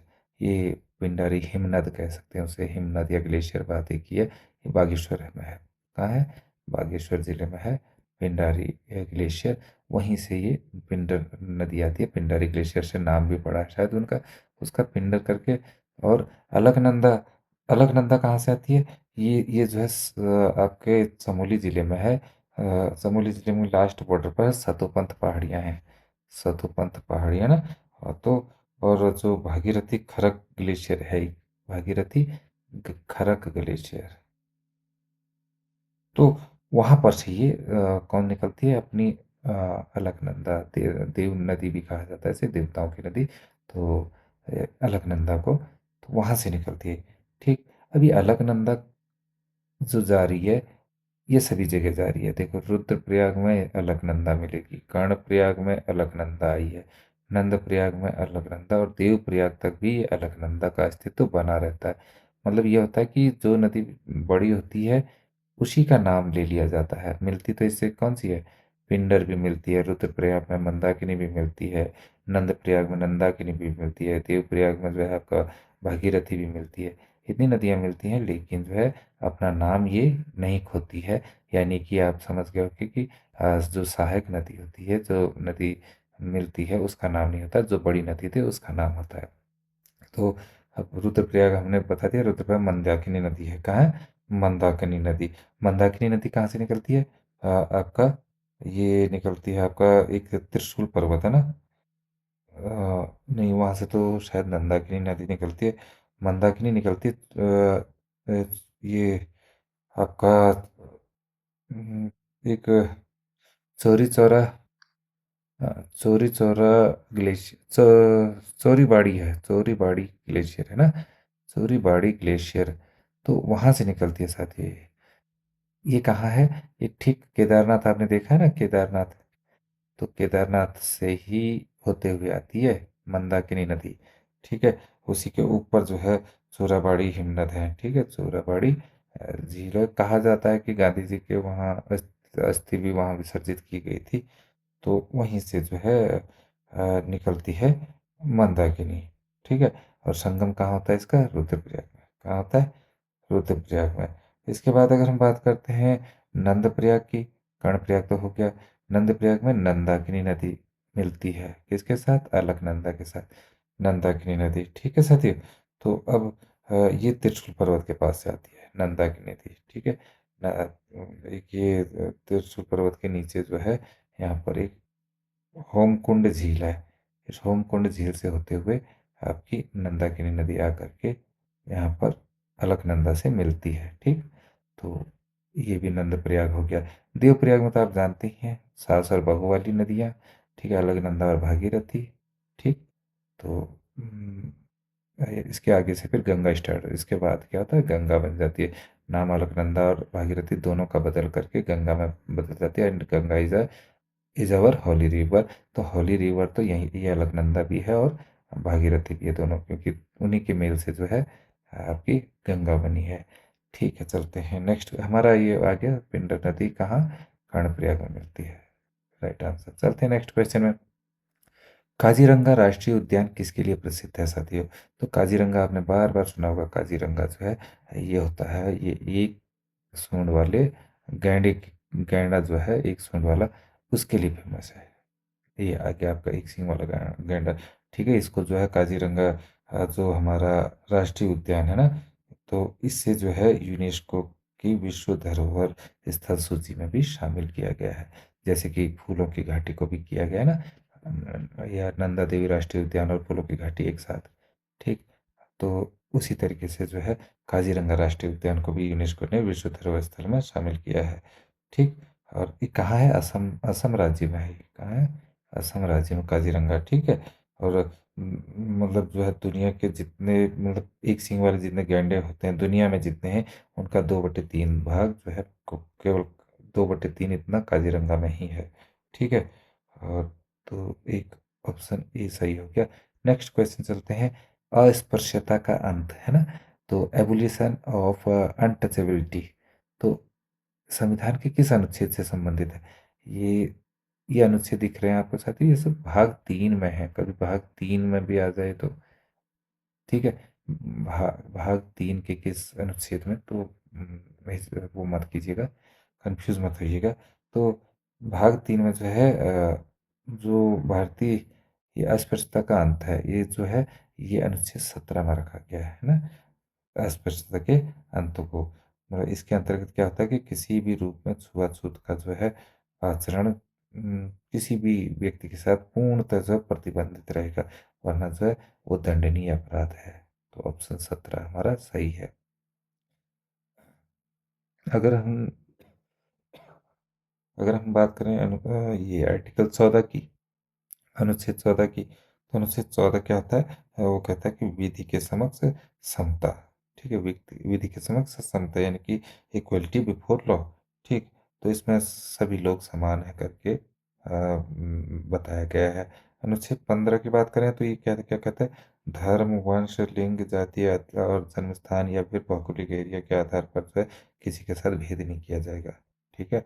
इसको, और अनुच्छेद 18 जो है वो कहता है कि उपाधियों का अंत किया जाएगा। उपाधियों का अंत केवल जो है जो आर्मी में आपके आर्मी विंग्स, नेवल अ, उम, या जो है आपके शैक्षिक सम्मान जो होते हैं, शैक्षिक सम्मान, इनमें उपाधियां दे दी जा सकती हैं। इसके अलावा जो है कहीं भी उपाधियां नहीं दी जाएंगी। उपाधियों पर रोक लगाई गई है। ठीक है। तो इसका ऑप्शन हमारा जो था आंसर सी, अनुच्छेद सी था, आर्टिकल 17। अगला प्रश्न है, भारतीय संविधान में पहला संशोधन किस वर्ष किया गया था? तो साथियों 1951 में भारतीय संविधान में संशोधन किया था। संविधान हमारी एक बुक है ना, ठीक है, ये संविधान, ठीक है, कॉन्स्टिट्यूशन। तो इस बुक में जो अब जिन्होंने संविधान बनाया है सबने मिलके, हालांकि बहुत बुद्धिजीवी थे, हर देश विदेश घूमे इसके लिए। ठीक है, जगह जगह से जो है अच्छी चीज़ों को इसमें शामिल किया गया। फिर भी चूक तो रही जाती है ना, और समय के साथ बदलाव भी आ जाता है। वो समय दूसरा था, इस समय दूसरा है, तो अमेंडमेंट की गुंजाइश रहती है। उस तो वो पहला जो अमेंडमेंट हुआ था 1951 में हुआ था। ठीक है। इस 1951 में क्या किया गया था, मतलब संविधान में पहले क्या थे, 8 अनुसूचियां थी, कितनी थी, 8। शुरू में जब संविधान बना था तो 9वीं अनुसूची को जोड़ा गया था इसमें साथियों। ठीक है। इसके अलावा कुछ मतलब जो है आपके वो किया गया था आपके, जैसे भाषण और अभिव्यक्ति थी जैसे, तो भाषण और अभिव्यक्ति हमारी स्वतंत्रता है कि अभिव्यक्ति का अधिकार ना, तो इसमें कुछ भी बोल दो, कुछ उल्टा सीधा बोल दो, वो सब चल रहा था। तो उस पर कुछ प्रतिबंध भी लगाया गया इसमें ना, तो वो किया गया। तो 1951 में हमारा उत्तर था। तो निकल के चलते हैं नेक्स्ट क्वेश्चन की ओर। 42वें संविधान संशोधन जो कि 1976 में हुआ, द्वारा प्रस्तावना में कौन से शब्द जोड़े गए। प्रस्तावना जो हमारी प्रियम्बल है साथियों ना, प्रियम्बल, प्रियम्बल या प्रस्तावना, ये इसको भारत की आत्मा, इसको संविधान की आत्मा कहा जाता है। Soul of constitution, soul of constitution, ये भी आपका एक प्रश्न तैयार हो जाएगा। कॉन्स्टिट्यूशन, ठीक। प्रस्तावना, तो शुरू में प्रस्तावना लिखी गई है संविधान की। इसमें एक बार, केवल आज तक एक बार संशोधन हुआ है, केवल एक बार संशोधन हुआ है, वो भी 1976 में। और तब कौन, तत्कालीन तब प्रधानमंत्री शायद इंदिरा गांधी थी ना, शायद, हाँ। तो अब क्या हुआ कि भारतीय संविधान की प्रस्तावना में जो है एक समाजवाद शब्द, एक धर्मनिरपेक्षता और एक अखंडता है। ठीक है। मतलब कि समाजवादी यानी कि सोशलिस्ट को, धर्मनिरपेक्षता सेकुलर, और अखंडता इंटीग्रिटी को जोड़ा गया इसमें। ठीक है। स्वतंत्रता, समानता और बंधुत्व ये पहले से जुड़े थे। लोकतांत्रिक गणराज्य पहले से जुड़ा है। संप्रभुता संपन्न ये पहले से जुड़ा हुआ है, तीनों हैं ये, ऐसा नहीं है कि नहीं है। प्रस्तावना में तीनों चीजें हैं, बट ये पहले से थी। और समाजवाद, धर्मनिरपेक्षता और अखंडता को बाद में 1976 में जोड़ा गया 42वें संविधान संशोधन में। तो option A is the right answer. Next question है साथियों, सामाजिक विज्ञान में नैदानिक परीक्षण जो डायग्नोस्टिक टेस्ट है, कि निदान जो का होता है, निदान परीक्षण का उद्देश्य क्या है। तो नैदानिक परीक्षण क्या है, अगली कक्षा में प्रमोट करना, नहीं। असल में क्या है, नैदानिक परीक्षण का जो मुख्य उद्देश्य होता है वो होता है साथियों, छात्रों की पढ़ाई या सीखने में आने वाली जो उनकी कठिनाइयाँ होती हैं या लर्निंग गैप्स होता है उनको पहचानना, है ना। तो उससे जो होता है शिक्षक को समझने में मदद मिलती है कि बच्चे को कहाँ सुधार की आवश्यकता है, गुंजाइश है सुधार की ना। तो वो, तो अगली कक्षा में प्रमोट करना तो ऑप्शन है ही नहीं डायग्नोस्टिक टेस्ट का। ठीक। प्रगति पत्रक तैयार करना ये अलग चीज़ है, इसमें जो है इसका कोई संबंध नहीं है नैदानिक परीक्षण से। वार्षिक परीक्षा का आयोजन करना, ये इसका भी संबंध नैदानिक परीक्षण से नहीं है। जो आया संबंध है तो उसका संबंध है ऑप्शन बी से, छात्रों की विशिष्ट अधिगम संबंधी कठिनाइयों और कमियों को पहचानने के लिए नैदानिक परीक्षण किया जाता है। तो option B is the right answer साथियों। चलते हैं नेक्स्ट क्वेश्चन की ओर। सामाजिक विज्ञान में अधिगम परिणाम यानी कि लर्निंग आउटकम्स जो होते हैं ना, हम कहते हैं कि सारी किताबें किसके हिसाब से बन रही है आजकल, लर्निंग आउटकम्स के हिसाब से ना, एलओसीज कहते हैं इन्हें, एलओसीज, जिसे सीखने के प्रतिफल कहते हैं। अधिगम माने सीखना और परिणाम प्रतिफल, तो सीखने के प्रतिफल कहते हैं हिंदी में हम लोग। तो वो आपने सुना है बार बार, लर्निंग आउटकम इनको क्या दर्शाते हैं, शिक्षक ने क्या पढ़ाया, ये नहीं रहता है क्या कि जो हमारे लर्निंग आउटकम्स होते हैं साथियों, ये बताते हैं कि किसी पाठ में या किसी इकाई में, यूनिट जो है हमारी, ठीक है, उसमें कक्षा समाप्त होने पर बच्चे ने क्या क्या ज्ञान प्राप्त किया, है ना। तो उसकी समझ कितनी डेवलप हुई, उससे उससे कितनी डेवलप हुई, तो वो देखा जाता है इसमें, है ना। और कितनी विकसित होनी चाहिए ये भी, ठीक है। वो उचित व्यवहार करने में या पढ़ने में सक्षम हो पाया नहीं पाया, जब उसे जो है व्यवहारिक जीवन से जोड़ते हैं तो उसके लिए वो सक्षम हो पाया नहीं हो पाया, ये सब। तो ये बता रहा है एक इकाई कक्षा के अंदर बच्चा क्या जान सब, यही बात हम भी कर रहे हैं ना। तो option B is the right answer साथियों। बाकी पाठ्य पुस्तक के अध्यायों की संख्या से सीखने के प्रतिफल का कोई मतलब नहीं, केवल परीक्षा के प्रश्न से मतलब नहीं, शिक्षक ने क्या पढ़ाया ये मतलब नहीं, लर्निंग आउटकम का अर्थ है B, option B. Next question, विज्ञान। आ, इंसुलिन हार्मोन का स्राव किस ग्रंथि द्वारा होता है? ठीक है, तो इंसुलिन हार्मोन जो हमारा होता है साथियों ना, इंसुलिन हार्मोन ये करता क्या है? इंसुलिन हार्मोन जो है हमारे शरीर में, जो हमारे आपका ये ब्लड शुगर होता है ना, ब्लड शुगर यानी कि रक्त शर्करा, रक्त शर्करा चीनी जो होती है रक्त की, ठीक। तो और या फिर जो ग्लूकोज होता है, ग्लूकोज वो भी मीठा ही होता है, ठीक है। ग्लूकोज को कंट्रोल करता है, नियंत्रित करता है कौन? हमारा इंसुलिन हार्मोन, ठीक। तो इंसुलिन हार्मोन मतलब मेन चीज़ बेसिकली इसकी कमी से क्या हो जाता है हमारा, डायबिटीज़ हो जाती है ना, डायबिटीज़। ये वो क्या कहते हैं, शुगर कहते हैं, शुगर की बीमारी कहते हैं ना, शुगर या मधुमेह, मधुमेह कह देते हैं।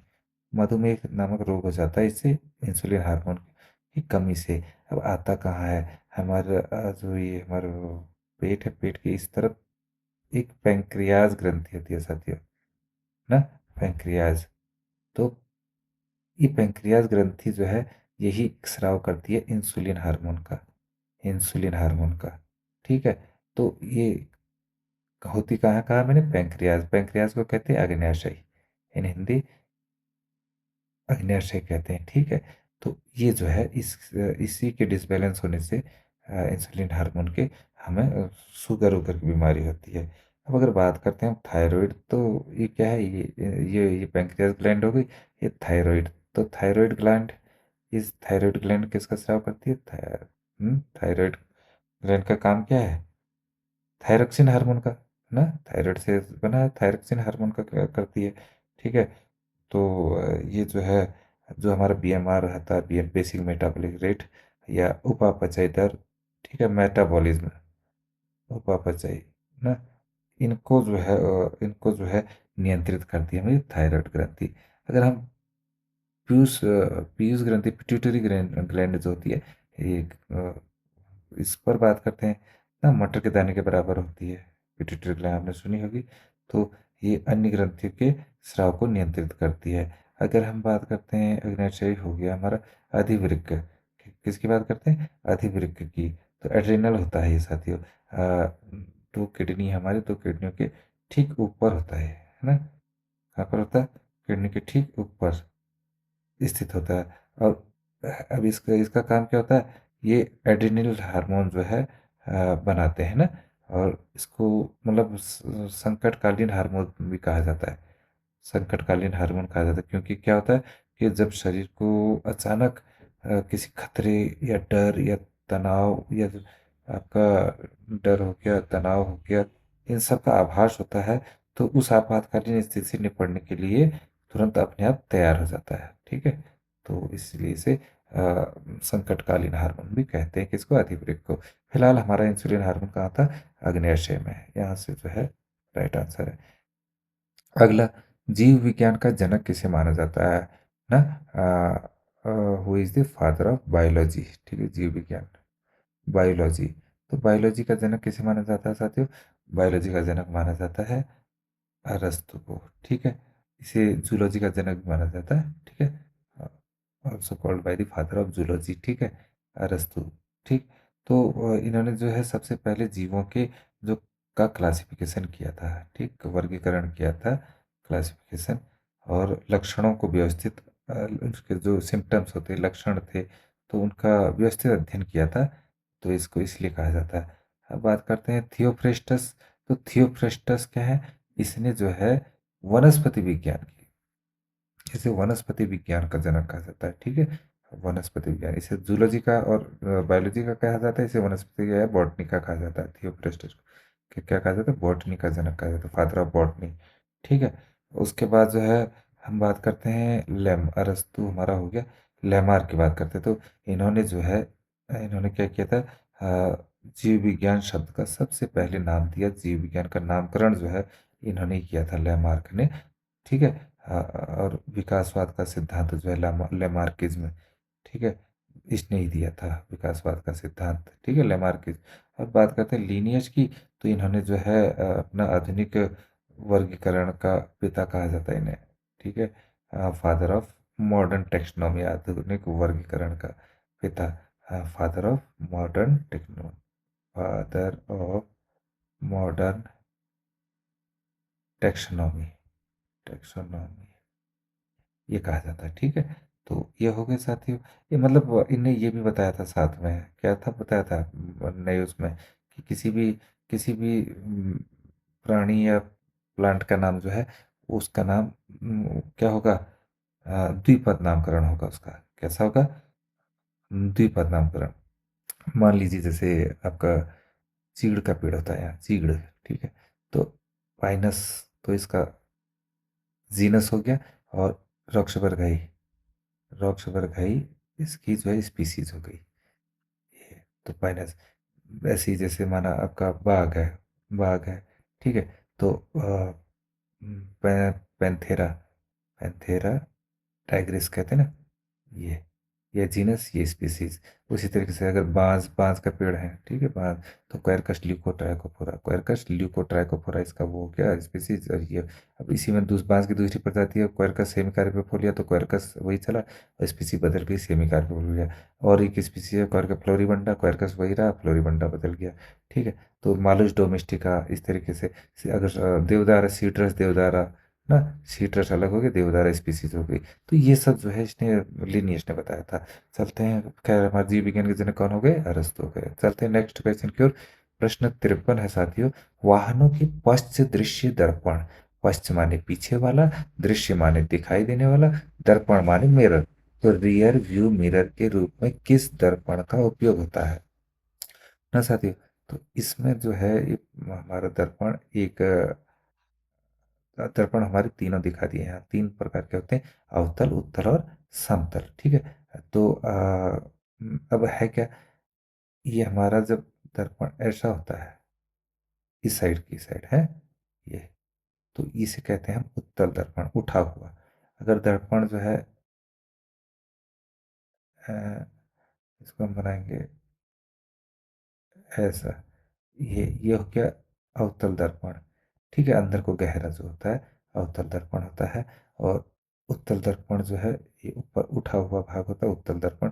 इसमें अब है क्या कि बाहर की ओर उभार होता है ना, और किस दर्पण का उपयोग वाहनों के पीछे हो रहा है, बोल रहा है, तो ये उत्तल दर्पण ही होता है साथियों, उत्तल दर्पण। इसमें होता क्या है, इसमें आपके देखते हो क्या, आप उत्तल दर्पण में पूरा का पूरा आपकी सामग्री जो है, पीछे जो कुछ है वो सब दिखने लगता है इसमें, छोटे छोटे रूप में ना, है ना।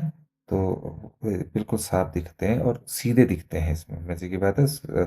लेकिन ये दूरी का भ्रम कराता है, दूरी का भ्रम भी कराता है। मतलब ये कि ऐसा लगता है कि जो चीज़ यहाँ वस्तु है वो इसमें बहुत दूर दिखाई देती है ना। तो कुछ नए ड्राइवर जो होते हैं वो वाहन को पीछे करते समय, बैक करते समय ठोक भी देते हैं। कारण क्या है? कारण जो है मिरर को देखा, लेकिन मिरर में दूरी बहुत ज़्यादा होती है, तो जो है दिखाता छोटा है वो, और तब इन्हें एहसास होता है, आभास होता है कि चीज़ जो है बहुत दूर है और ठोक दिया। तो इसको ये दिश मतलब दूरी भ्रम करवाता है। ठीक है, और इसीलिए लिखा भी रहता है, आपने देखा होगा कि उत्तल दर्पण में लिखा था ना, object in the mirror are closer than they appear, objects in the mirror are closer than they appear. मतलब जो कि अब मतलब दर्पण में जो दिखने वाली वस्तुएं हैं वो वास्तव में जो है उतनी दूर नहीं है जितनी कि वो दिख रही हैं। ठीक है, बल्कि ज़्यादा पास है। तो यहाँ पर उत्तल दर्पण की बात करेंगे हम साथ ही, वाहनों में जो लगा होता है। अगर इसकी इसी ये रियर मिरर रखा ना, फर्स्ट से पीछे देखने वाले रियर मिरर, अगर यहीं पर बात आ जाती कि लाइट वाले मिरर ना, तो वहाँ पर अवतल दर्पण आ जाएगा साथी, जहाँ से जो है लाइट जाती है, आप रात को लाइट जलाते हो वाहनों में, ठीक, तो अवतल दर्पण आ जाएगा। चलते हैं नेक्स्ट क्वेश्चन की ओर। विद्युत हीटर का तार किस मिश्र धातु का बना होता है? ठीक है, तो साथियों विद्युत हीटर आपने देखा होगा, ऐसे करके ऐसे करके ऐसे करके ऐसे, ना। इस तरीके से ये विद्युत हीटर का तार होता है। तो ये किस मिश्र धातु का बना होता है, क्या है ना, मिश्र धातु मतलब अ, अनेक धातुओं से मिला हुआ, या दो से अधिक धातुओं से मिला हुआ, वो मिश्र धातु कहलाती है। तो ये जो इसका सही उत्तर है साथियों, वो क्या है, वो है नाइक्रोम। ठीक है। ये नाइक्रोम जो होता है, ये मतलब इलेक्ट्रिकल रेजिस्टेंस जो होता है इसका बहुत अधिक होता है साथियों। विद्युत प्रतिरोध बहुत ज़्यादा होता है, जिससे जो है करंट बहने पर तेजी से अत्यधिक ऊष्मा जो है, हीट निकलती है। ठीक है। हीट पैदा करता है। और इसका जो आपका बॉइलिंग पॉइंट है, क्वथनांक बॉइलिंग पॉइंट, और वो हो गया आपका आपका क्वथनांक हो गया, बॉइलिंग पॉइंट, मेल्टिंग पॉइंट। इसका मेल्टिंग पॉइंट जो होता है, वो वो क्या होता है, वो भी बहुत ऊंचा होता है। मतलब कि ये तार हमारा जो नाइक्रोम है, ये इसके गलने की, इसके मतलब, ये तो हमने बोल दिया कि जो है इसकी वो क्षमता जो है, इलेक्ट्रिकल रेजिस्टेंस बहुत ज़्यादा है। लेकिन जब गलता है तो 1400 डिग्री सेल्सियस में गलता है। और 1400 डिग्री सेल्सियस तापमान आप जान सकते हैं कि कितना ज़्यादा टेम्परेचर है ना। तो उसमें तो सारा खाना वाना सब कुछ बन जाएगा, तब भी इसको कुछ होगा नहीं नाइक्रोम को। तो इसीलिए वो अगर बहुत कम होता तो ये कभी कट जाता, कभी टूट जाता ना, तो झेल नहीं पाता। तो ये होता है ना। इसके बाद जो है, अगर बात करें कि किस मिश्र धातु का, तो मिश्र धातु की बात करते हैं। जैसे नाइक्रोम किससे बना होता है, ये बना होता है साथियों निकेल और क्रोमियम से। निकेल, निकेल और क्रोमियम। ठीक है। क्रोमियम। अब इन दोनों के ही नाम से इसका नाम नाइक्रोम पड़ा। देखो, नाई यानी कि निकिल, क्रोम यानी कि क्रोमियम। तो निकिल और क्रोमियम अगर ध्यान रखना, अगर कभी मिश्र धातु का नाम आता है तो इस तरीके से भी आप ध्यान रख सकते हैं। Ni means nickel and chrome means chromium, दोनों के मिश्रण से बना है। ठीक है, नाइक्रोम। तो ऑप्शन ये हो गया बी राइट आंसर। इसके अलावा जो है हमारा आपका ये पीतल जो है साथी, पीतल जो है ये भी मिक्स धातु है ना। तो ये किससे बनी है, कॉपर से बनी है। कॉपर सी यू कहते हैं, क्यूप्रियम कहते हैं इसे। कॉपर ही लिख देता हूँ, कॉपर। ठीक है। और इसके अलावा जस्ता, जेडन। ठीक। इस ये मिश्र धातु हैं इसके। ठीक। इसके अगर बात करते हैं टंगस्टन, तो टंगस्टन मिश्र धातु है ही नहीं, एंड तांबा भी शुद्ध धातु है, मिश्र धातु नहीं है। ठीक है। अब इन दोनों में था, इन दोनों में से nichrome is the right answer. ठीक, चलते हैं नेक्स्ट क्वेश्चन की ओर। पृथ्वी पर गुरुत्वीय त्वरण जो है हमारा, ये ग्रेविटेशनल एक्सलेरेशन कहते हैं इसे, त्वरण का औसत मान कितना होता है साथ ही, कितना होता है ये 9.8 मीटर प्रति सेकंड स्क्वायर। 98 मीटर पर 9.8 मीटर पर सेकंड स्क्वायर इसका जो है गुरुत्वाकर्षण का त्वरण होता है। ठीक है। तो और ये कभी बदलता नहीं है, तो इससे आप याद कर लीजिए, 9.8 मीटर पर सेकंड स्क्वायर। Next question. चूने के पानी का रासायनिक नाम क्या है जो CO2 गैस प्रवाहित करने पर दूधिया हो जाता है ना। तो अब है क्या, जो चूने का पानी होता है उसको कहा क्या जाता है साथी, उसको क्या कहा जाता है, कैल्शियम हाइड्रोक्साइड। क्या कहा जाता है, कैल्शियम हाइड्रोक्साइड, हाइड्रो ऑक्साइड। ठीक है। अब कैल्शियम, इसका फॉर्मूला जो होता है वो होता है CaOH2, CaOH2, कैल्शियम हाइड्रोक्साइड। ये ये चूने का पानी का सूत्र है। ठीक है साथियों। अब है क्या, अ, आपका रासायनिक नाम जो CO2 गैस प्रवाहित करने पर दूधिया हो जाता है। ठीक। तो इस चूने के पानी में जब CO2 यानी कि कार्बन डाइऑक्साइड गैस जो है प्रवाहित की जाती है ना, या मिला दी जाती है, तो पानी में जो इनसॉल्यूबल होता है हमारा, अघुलनशील, अघुलनशील कैल्शियम कार्बोनेट होता है। Calcium carbonate, calcium carbonate CaCO3 कह देते हैं इसे, CaCO3। ठीक, पूरा लिखना बेकार है। कैल्शियम कार्बोनेट बनता है। तो ये सफ़ेद, इसमें सफ़ेद झाग के कारण ये दूधिया दिखने लगता है। ठीक है, दूध की तरह दिखने लगता है। और उसके बाद तो ये तो हो गया हमारा। ठीक। कैल्शियम ऑक्साइड, तो कैल्शियम ऑक्साइड CaO हो गया, ये कैल्शियम ऑक्साइड है ना। तो कैल्शियम ऑक्साइड की अगर बात करें तो CO रासायनिक सूत्र होता है। और इसको ये चूने का पानी वाला हो गया। और ये बुझा चूना हो गया, बिना बुझा चूना। ठीक है। और उसके बाद बात करते हैं कैल्शियम कार्बोनेट की। तो कैल्शियम कार्बोनेट क्या होता है? CaCO3 कैल्शियम कार्बोनेट होता है। ठीक है, अभी बताया था हमने, कैल्शियम कार्बोनेट वहाँ से निकल के आता है तो दूधिया हो जाता है ना। तो लाइमस्टोन कहते हैं इसे, खड़िया या संगमरमर। खड़िया कैसी होती है? सफ़ेद रंग की होती है, पर वैसा ही बन जाता है चूने का पानी। ठीक है। और बात करते हैं सोडियम हाइड्रोक्साइड की। तो NaOH, सोडियम हाइड्रोक्साइड। सोडियम नेटेरियम कहते हैं सोडियम। इनके अलग सूत्र होते हैं साथियों। सोडियम माने नेटेरियम है तो तब जाके Na लिखा है। ठीक है, इस बात सोडियम का ऐसे नहीं लिखा जाता है।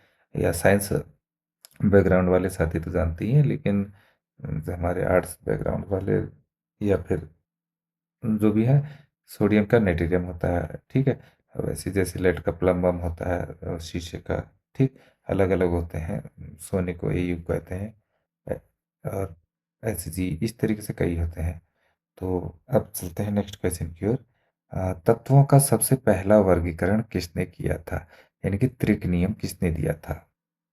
तो साथियों, त्रिक का नियम ना, ये जोहान वोल्फगैंग डोबेरेनर ना, जोहान वोल्फगैंग डोबेरेनर जो है, ये क्या थे? एक जर्मन वैज्ञानिक थे। इन्होंने जो है तत्वों को जो है वर्गीकृत करके, ठीक है, क्लासिफाई करके करने का पहला प्रयास किया था। और इनको उन्होंने जो है समान गुण धर्मों वाले तत्वों को तीन तीन के समूहों में रखा था। तो तीन तीनों इसीलिए ये त्रिक नियम भी कहलाता है ना। और इस नियम के अनुसार बीच वाले तत्व का जो बीच वाले तत्व का जो परमाणु द्रव्यमान होता था, वो वो जो है इनका औसत होता था, इन दोनों का औसत। ठीक है। इन दोनों का क्या होता था? औसत होता था। तो अब ये तो हमारा निकल गया डोबेरेनेगर इसका, जिसने त्रिक नियम दिया। और बाकी बात करते हैं अगर हम न्यूलैंड्स की, तो न्यूलैंड्स ने क्या किया था? अष्टक नियम निकाला था, है ना। अष्टक नियम, अ, अष्टक नियम।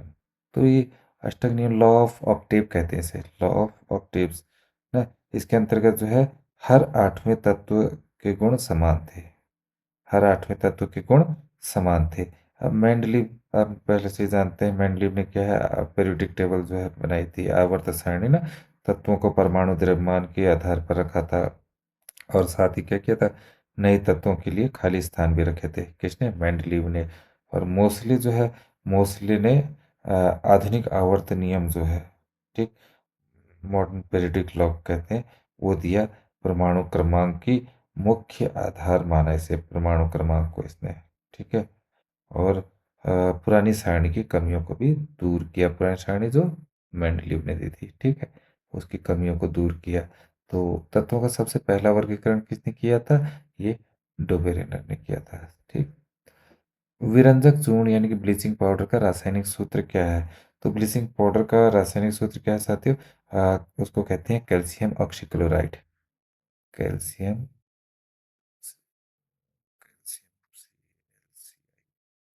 कैल्शियम ऑक्सीक्लोराइड, ऑक्सीक्लोराइड, ये जो है इसका नाम है। ठीक है। इसका विरंजक चूर्ण का, ब्लीचिंग पाउडर का। ठीक। अगर हम मतलब जो है केमिकल भाषा का यूज़ करें तब, तो कैल्शियम जो है आपका ऑक्सीक्लोराइड इसका नाम है। और रासायनिक सूत्र हो गया कैल्शियम Ca हो गया, ऑक्सी ओ हो गया, क्लोराइड Cl2। तो देखो आपको दिख रहा है यहाँ CaO Cl2, calcium oxy chloride. ठीक है। तो अब होता क्या है, मतलब जब बुझे हुए चूने पर जब क्लोरीन गैस डाली जाती है ना साथियों, तब उसके करने क्रिया से बनता है। तो हमने कहा कि जो हमारा बुझा हुआ चूना होता है, बुझा हुआ चूना क्या है? बुझा हुआ चूना ये है। ठीक है। तो हम अगर बात करते हैं CaOH2, साफ नहीं है, CaOH और ये 2, इसमें हम विरंजक चूर्ण जो है, इसमें हम Cl2 यानी कि क्लोरीन गैस को का छिड़काव करते हैं। तो जो बन करके आता है वो क्या बन के आता है आपका CaOCl, ठीक है, जिसे हमने कहा था कैल्शियम ऑक्सीक्लोराइड। ठीक है, तो CaOCl2 बन गया, और उसके साथ H2O मतलब पानी, है ना, हाइड्रोक्साइड, ये बाहर निकलता है। तो आपका ये यहाँ पर निकला रासायनिक सूत्र इसका। ठीक है, नेक्स्ट क्वेश्चन है, नेफ्रॉन किसकी कार्यात्मक इकाई है? तो नेफ्रॉन जो है साथियों, ये नेफ्रॉन, ये हमारा, इससे हमारा, ये जो हमारी किडनीज होती हैं ना, किडनीज, उनकी ये, उनकी बेसिक स्ट्रक्चर होता है, मतलब उसकी बुनियादी संरचना होती है, और कार्यात्मक इकाई भी होती है वृक्क की। ठीक है, नेफ्रॉन की। तो ये जो है क्या काम आती है, एक तो ब्लड फिल्ट्रेशन के काम आती है, ब्लड फिल्ट्रेशन, ठीक है, रक्त को छानने के काम। और क्या काम आती है, मतलब अपशिष्ट पदार्थों को हटाने, और मूत्र निर्माण के कार्य आती है। तो आपको पता ही है कि किडनी का काम क्या होता है, सेम सारे काम कौन करता है, नेफ्रॉन करते हैं। ठीक है, नेफ्रॉन। और अगर बात करते हैं हम तंत्रिका तंत्र की यहाँ पर, तो यहाँ न्यूरॉन्स होते हैं साथियों, यहाँ न्यूरॉन्स होते हैं। ठीक है, लगा लो, ये जो है, अब आपका क्या नाम कहते हैं, वृक्क में 20 लाख, 20 लाख नेफ्रॉन होते हैं ना, मतलब एक में 10 लाख, दो में 2 लाख लगभग मान सकते हैं।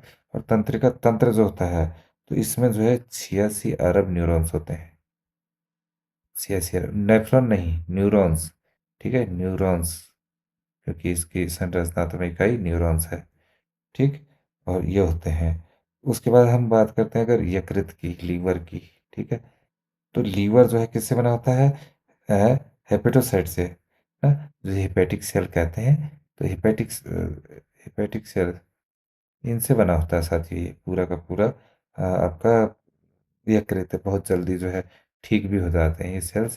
तो इसीलिए जो है हमारा लीवर जो है बहुत जल्दी जो है ठीक हो जाता है। और ये हेपेटिक सेल्स क्या करते हैं, प्रोटीन और आपका ये जो पित्त रस होता है उसका स्राव करते हैं।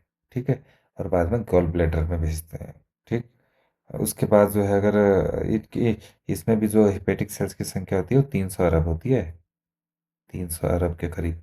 ठीक है, अब बात करते हैं अगर फेफड़ों की, तो फेफड़ों की जो कार्यात्मक इकाई होती है, उसे जो हम कूपिका कहते हैं, जिसे ना, कूपिका। तो या आपका एल्वियोली कहते हैं, एल्वियोली। तो इनका ये संख्या होती है 60 करोड़, 60 करोड़ कूपिका ना। अभी ये जैसे आपका फेफड़ा है, इसमें एक कूपिका है। ठीक है, एल्वियोली कूपिका छोटी छोटी होती हैं, तो 30 करोड़ हैं एक में। एक में कितनी है भाई, यही जो है आपके शरीर में जो हवा है, यहाँ से हवा आई जो, वो हवा को, ऑक्सीजन को पूरा लेकर के उसके बाद यहाँ से खून के जरिए पूरे बॉडी में भेजते हैं। ठीक है, कौन ये, और साथ में जो कार्बन डाइऑक्साइड बन के आ गई उसको वापस रिलीज करते हैं। ये काम होता है इन कोशिकाओं का। ठीक, तो ये थे इसका नेफ्रॉन, नेफ्रॉन ध्यान रखिएगा। नेफ्रॉन, किडनी में न्यूरॉन्स, इसमें क्या नाम कहते हैं आपका, आपका नर्वस सिस्टम में, है ना, और हेपेटिक सेल्स यकृत में, और फेफड़ों में होके आपका कोशिकाएं हैं। तो चलते हैं नेक्स्ट क्वेश्चन की ओर। ईस्ट में जनन मुख्य रूप से किस विधि द्वारा होता है? तो साथियों, ईस्ट क्या है, एक फंगस है ना, फंजाई, कवक जो होता है, कवक ना, वो है एक कोशी कवक होता है ये, मतलब यूनिसेलुलर, ये एक ही कोशिका होती है, इसमें यूनिसेलुलर होता है ना। और इसमें जो होता है, इसमें कैसा जनन होता है, इसमें एसेक्सुअल जनन होता है, एसेक्सुअल रिप्रोडक्शन, एसेक्सुअल रिप्रोडक्शन मतलब अलैंगिक जनन, अलैंगिक जनन। और मुख्य रूप से उसमें क्या होता है, आपका बडिंग द्वारा, मुकुलन द्वारा इसमें जनन होता है। अब मुकुलन क्या होता है, इसमें जो होता है एक एक मदर सेल होती है साथियों ना, मदर सेल होती है, ये मदर सेल हो गई आपकी, ये एक ईस्ट की, ईस्ट मदर सेल हो गई है। फिर यहाँ से एक इसी मदर सेल में क्या होता है कि एक बड़ निकलनी शुरू हो जाती है, कलिका कहते हैं इसे, कलिका, ठीक है। और छोटे से उभार बन करके निकलती है। उसके बाद यही मुकुलन जो होता है धीरे धीरे क्या होता है, बड़ा होने लगता है, बड़ा होता है, और जो है क्या करने लगता है, अ, अलग मतलब अपनी मदर सेल से जो है अलग हो जाता है, और एक नया नया जीव बन जाता है, ठीक है। तो इसी को कहते हैं मुकुलन, बडिंग। ईस्ट द्वारा, ईस्ट में जनन किया ही एसेक्सुअल तरीका है, ठीक है। तो नेक्स्ट, बस आज इतना ही साथियों, और thanks for watching. Please subscribe, like and share my channel. अगर आपने अभी तक सब्सक्राइब नहीं किया तो प्लीज़ अवश्य कर लें, और बेल आइकन को भी अवश्य दबा लें। मैं नया ही हूँ इस यूट्यूब चैनल में, क्या क्या करते हैं मुझे भी नहीं मालूम, लेकिन बस इतना पता है कि सब्सक्राइब और शेयर ज़रूर कीजिएगा, ताकि बाकी साथियों को भी इससे लाभ मिल पाए। तब तक के लिए बाय बाय, मिलते हैं नेक्स्ट वीडियो में।